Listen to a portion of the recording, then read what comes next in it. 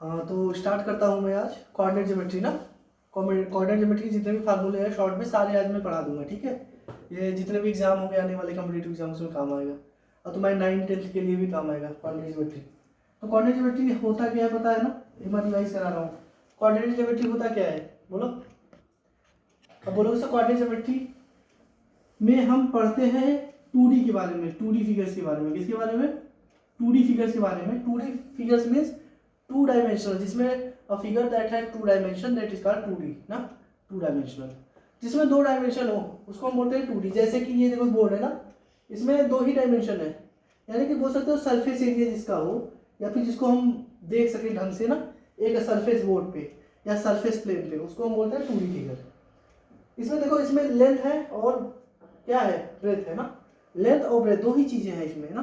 तो इसमें इसको बोलेंगे हम 2D फिगर। और 3D वाले जो फिगर होते हैं जो मूवी में देखने जाते हो, जैसे मैं तुम्हें देख रहा हूँ ना, तो हो जाएगा 3D फिगर हो जाएगा। क्या हो जाएगा? 3D figure. 3D मीन्स होता है 3 डायमेंशनल ना, उसमें लेंथ ब्रेथ हाइट तीनों चाहिए। तो 2D फिगर में तुम्हारा क्या क्या आता है? 2D फिगर में बोलोगे सर सर्कल आता है ना, ट्राइंगल आता है, क्वाड्रिलेटरल आता है। क्वाड्रिलेटरल में जितने भी पार्ट है सारे आते हैं 2D फिगर में आते हैं, ठीक है। ये बोर्ड भी जो हम देख रहे हैं सामने से, ये 2D फिगर जैसा दिख रहा है, ठीक है। मूवी देखते हो टीवी में तो वो 2D फिगर है, लेकिन अगर हॉल में बैठे हो 3D वाला चश्मा लगा के देख रहे हो तो वो 3D फिगर है, ठीक है। तो हम 2D क्वाड्रेंट ज्योमेट्री में 2D के बारे में पढ़ेंगे। 2D में दो दो क्वाड्रेंट के बारे में पढ़ेंगे, एक्सिस के बारे में पढ़ेंगे ना, ये सब के बारे में। देखो, कोई भी प्लेन सरफेस हो उसको मैं दो पार्ट में डिवाइड करूंगा ना। इसको बोलेंगे x axis, x dash axis, इसको वाई बोलेंगे, इसको वाई डैश एक्सिस बोलेंगे, बोलो, ठीक है। ये जो पॉइंट कट करेगा इसको बोलते हैं ओरिजिन पॉइंट। क्या बोलते हैं? ओरिजिन बोलते हैं। और इसमें जो वैल्यू होती है वो 0 0 होती है हमेशा। इसको बोलते हैं क्या इस वाले पॉइंट को? इसको बोलते हैं, बोलोगे सर इसको बोलते हैं ओरिजिन। क्या बोलते हैं इसको? ओरिजिन बोलते हैं, हिंदी में मूल बिंदु बोलते हैं। तो अगर मैं इस पे मैं डॉटेड करूँ, जब मैंने मान लीजिए पॉइंट में डॉटेड कर रहा हूँ, तो बोलोगे ये 1 है, ये 2 है, ये 3 है, ये 4 है, ये 5 है, ऐसे करके 6 है। इधर में डॉटेड किया 1 2 3 4, इधर भी किया 1 2 3 4 5, इधर किया 1 2 3 4। तो देखो ये हो गया plane figure, 2D plane figure हो गया।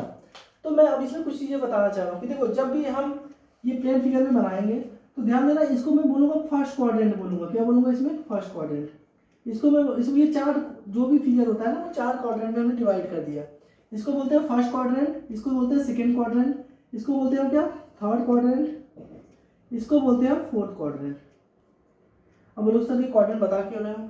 क्यों? इसलिए बता रहा हूँ क्योंकि क्वाड्रेंट का मतलब मैं समझा रहा हूँ, क्योंकि देखो इसमें एक्स और वाई की वैल्यू पॉजिटिव कहाँ होगी, ध्यान से देखो। अगर इस क्वाड्रेंट में बात करूँ मैं, वैसे ये 90 डिग्री बनाता है, तो सबको पता है यहाँ पे 90, यहाँ पे 90, ये दोनों लाइन आपस में परपेंडिकुलर होते हैं सब।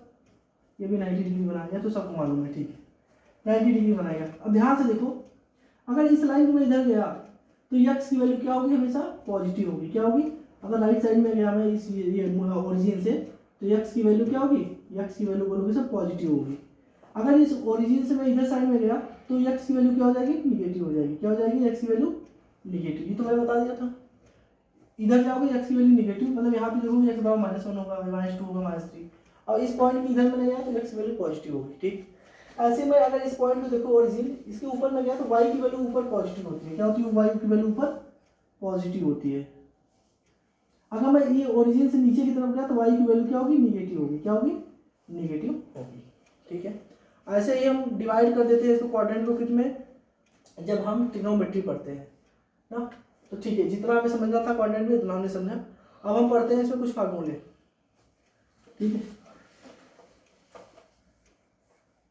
देखो, पहला है फार्मूला, ध्यान से देखो। अगर कोई फिगर है ना, मैंने बोला कोई भी यहाँ पे पॉइंट है, अब वो ओरिजिन से जा रहा है ना, और ये हमेशा स्ट्रेट लाइन होगा। कोई भी पॉइंट पे लाइन होगी, ये लाइन हमेशा स्ट्रेट लाइन होगी। मैंने बोला कि ये x1 और y1 है। क्या है? x या y है, जो भी बोलो ना। ये इस पॉइंट का कोऑर्डिनेट है x y। क्या है? x, y। तो ये डिस्टेंस बताओ, मान लो l मान लिया तुमने डिस्टेंस। तो कभी भी ओरिजिन से distance from origin, distance from origin, distance from origin to any point, point, तो डिस्टेंस किसके बराबर होगा, l equal to under root में A square plus B square, X square plus Y square. देखो ये x है ये y है, ठीक। तो ये अगर मैं इसको सीध में लूँ, देखो इसको मैंने डिवाइड कर दिया मैंने 1 2 3, इसको भी मैंने डिवाइड किया 1 2 3 4। तो ध्यान दो इसके सीध में जा रहा है, ये इसके सीध में जा रहा है। तो ये पॉइंट अगर मैं मान लिया जैसे 3,4 हो गया, क्या हो सकता है 3,4। तो अगर मैंने मान लिया ये डिस्टेंस बताओ ओरिजिन से ना, ओरिजिन से डिस्टेंस बताओ एक्स और वाई की, तो l equal to under root में देखो ये x की वैल्यू है, बोलोगे एक्स स्क्वायर प्लस ये y की वैल्यू है यहाँ से यहाँ तक हाइट, तो वाई स्क्वायर, ठीक। बस इतना ही। दूसरा दूसरा दूसरा फार्मूला देखो, अगर कोई पॉइंट है, दो पॉइंट है ना, इनको मिला दिया, मान लो ये पॉइंट ए है ये पॉइंट बी है, और इनके कोऑर्डिनेट दिए हो x1 y1 दिए हुए हो, क्या दिए हो x1 y1, इसके दिए हो x2 y2 दिए हो। तो अगर मैंने इसमें पूछ लिया कि डिस्टेंस बिटवीन 2 पॉइंट ए और बी ना, डिस्टेंस मुझे डिस्टेंस बताओ बिटवीन इनके बीच में, डिस्टेंस बताओ ए और बी के बीच में, distance find the distance between 2 point A और बी ना। तो बोलोगे सर डिस्टेंस जो होगा हमेशा इक्वल किसके होगा, वो हमेशा इसके होगा x1 माइनस x2 का whole square plus y1 minus y2 का होल स्क्वायर के बराबर होगा। बोलो x1 माइनस x2 का whole square plus y1 minus y2 का होल स्क्वायर के बराबर होगा, जो भी डिस्टेंस होगा इन दोनों का, ठीक है। ये हो गया तुम्हारा दूसरा, इसको बोलते हैं डिस्टेंस फार्मूला। क्या बोलते हैं इसको, हम बोलते हैं बेटा डिस्टेंस फार्मूला, ठीक है। रिवाइज हो गया। चलते हैं तीसरे नंबर पे, अगर इसको लिख लिया हो तो मैं इरेज करके तीसरा फार्मूला बता रहा हूं, ठीक है। चलो तीसरा फार्मूला देखते हैं।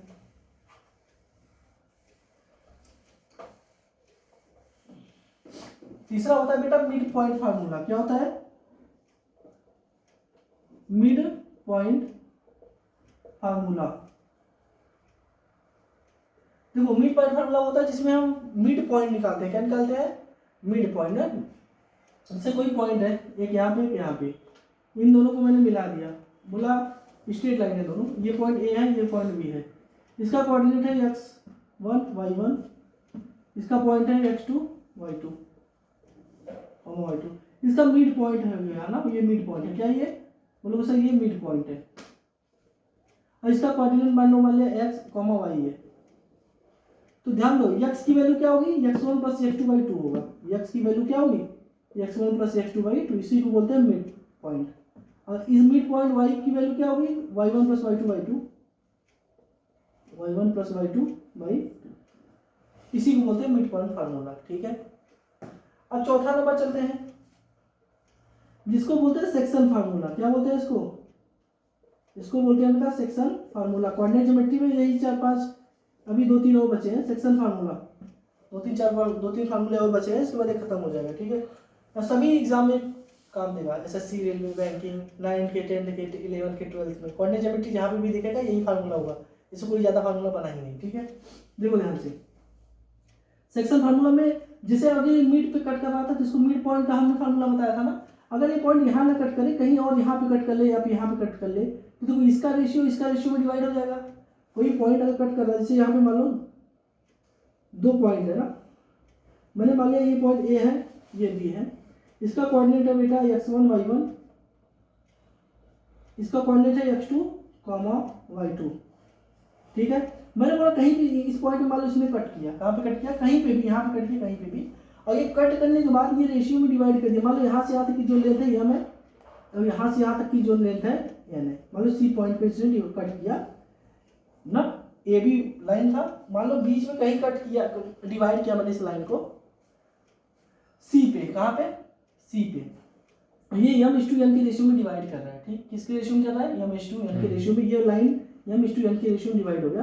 तो मैं ये जो पॉइंट सी है ना, ऐसे मिड पे था तो मिड का कोऑर्डिनेट पूछा था, अब ये सी पे मान लो मैंने कोऑर्डिनेट पूछ लिया x, y है ना, x की कोऑर्डिनेट पूछ ली, मैं सी पॉइंट में x की वैल्यू पूछ लिया, y की पूछ ली, तो बोलोगे, देखो ध्यान दो एक बार, ये क्या बोलोगे, x बराबर बोलोगे सर m x1, क्या बोलोगे m x1 plus n sorry एक सेकेंड, ठीक है, n x2 ठीक है, mx1 plus nx2 divide by m plus n, ये हो गया x का क्वाड्रेंट पॉइंट, ये x पॉइंट का क्वाड्रेंट। अगर y की बात करूं तो देखो y बराबर क्या होगा, बोलोगे सर y बराबर होगा my1 plus ny2 divide by m plus n, ये होगा इस पॉइंट का क्वाड्रेंट हो गया। ठीक है, समझ में आया? चलो, अगर इसको आपने समझ में आ गया तो इसको कॉपी कर लो। चलते नेक्स्ट। अब इसी में अगर एक चीज और समझाना, अभी इसमें दो फार्मूले और बन सकते हैं। अगर जो इंटरसेक्शन फार्मूला में अगर ये कट करे k:1 के रेशियो में, अगर दो पॉइंट है ना, अगर मान लो यहाँ पे कट कर रहा है, इसका रेशियो k है, k:1 की रेशियो में कट कर रहा है। मान लो ये पॉइंट a है, ये b है, c पे कट कर रहा है, और x और y की वैल्यू बतानी है, x, y। ये है पॉइंट x1 y1, इसका कोऑर्डिनेट है, इसका कोऑर्डिनेट है x2 y2 है। तो मैंने बोला कि ये k:1 के, अभी इसके पहले हम k:1 के रेशियो में डिवाइड कर रहा था, मैंने इस बार बोला k:1 के रेशियो में डिवाइड कर रहा है। ठीक, यानी कि k:1 के रेशियो में डिवाइड मतलब k का वैल्यू होगा m/n, अगर दे दिया हो तब की कंडीशन में हम क्या करेंगे। तो ध्यान दो, x की वैल्यू मैं पूछ लूंगा तो बोलोगे सर k(x1) प्लस 1 का मल्टीप्लाई x2 में करोगे तो x2 divide by k plus n 1। ठीक है भाई, x equal to k(x1) plus इसका मल्टीप्लाई x2 में क्या, x2 divide by k plus 1। अगर हमने y की वैल्यू पूछ लिया तो बोलोगे सर, क्या बोलोगे, y की वैल्यू पूछा तो 1y1, ठीक है, k(y1) plus y2 divide by k plus n, ये लिख लेना है। ठीक है, अगर रेशियो क्या हो, k:1 के रेशियो में लाइन जो ज्वाइन कर रहे हैं उसको कट कर रही है, तो उसका फार्मूला इंटरसेक्शन, जो उसका कट करने वाला फार्मूला होगा एक्स वाई कोऑर्डिनेट का, पॉइंट सी पे x equal to k(x1) plus x2 upon k plus 1, y equal to k(y1) plus y2 upon k plus 1।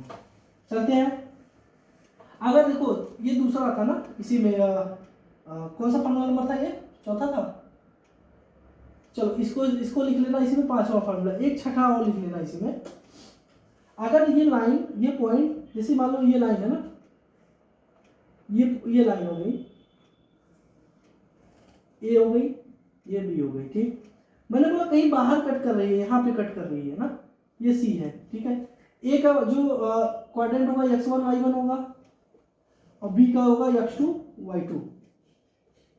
ठीक है, और पॉइंट सी पे अगर मैं सी को मिला दूं, मान लो सी पे कहीं कट कर रहा है, बाहर आउटर में इंटरसेक्शन कर रहा है, तो इसका क्वाड्रेंट मान लो x और y है, y। अब पॉइंट सी पे मैं बोलूं x की वैल्यू बताओ क्वाड्रेंट की, तो बोलोगे सर जो x बराबर होगा, और देखो, और इस पे जो कट कर रहा है, ध्यान से देखना, पॉइंट सी पे कट कर रहा है। ठीक, पॉइंट सी पे क्या कर रहा है, कट कर रहा है, और इनका रेशियो होगा m:n के रेशियो, अगर इस बार करें डिवाइड, इस पॉइंट पे कट कर रहा है ना, तो m:n की रेशियो अगर मान लो कट कर रहा है, तो ध्यान देना x की वैल्यू जो होगी m(x1) माइनस n(x2), मान लो इस पॉइंट पे कट कर रहा है x और y, और m:n के रेशियो में अभी भी कट कर रहा है, तो हो जाएगा m(x1) minus n(x2), m(x1) minus n(x2) divide by m minus n, अगर आउटर में ये कट कर रहा है, इंटरसेक्ट कर रहा है। और y की वैल्यू कितनी हो जाएगी, m(y1) minus n(y2) divide by m minus n। ये कॉपी कर लो। दो फार्मूले इसमें और बचे हैं, एक बचा है एरिया का फार्मूला। ठीक है, उसके बाद ये खत्म। चलते हैं लास्ट वाले में ना, कॉपी कर लियो तो इसको रिलीज कर रहा हूँ। अब होगा ट्राइंगल का एरिया निकालने का फार्मूला ना,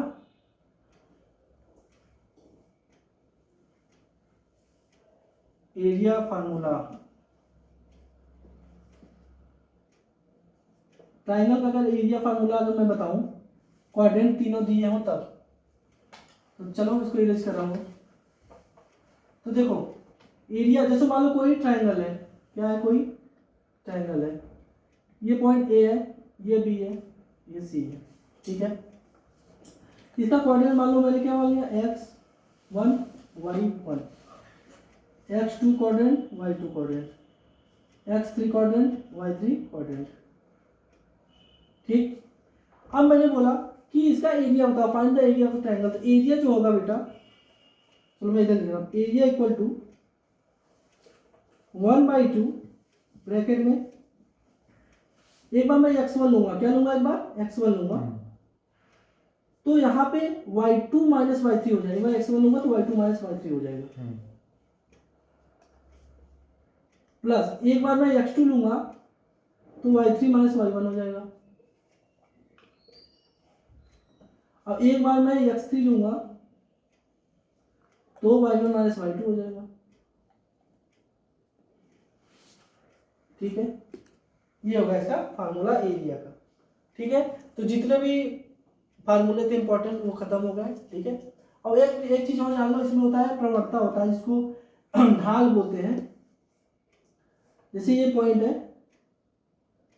मैंने बताया था ना, इसको ऐसे खींच दिया, इसको हम y से भी डिनोट करते हैं, और y की वैल्यू क्या होती है, अंडर रूट में x square plus Y square, जो अभी मैंने कुछ देर पहले लिखवाया था, इसकी लेंथ ही y होती है, ये होता है अंडर रूट में x square plus Y square. ठीक है, बोलो, चलो ठीक है, चलो इतना खत्म। तो आज कोऑर्डिनेट ज्योमेट्री खत्म हो गया, सारे इंपॉर्टेंट फार्मूले हो गए। हम मिलते हैं अगले सेशन में। ठीक है।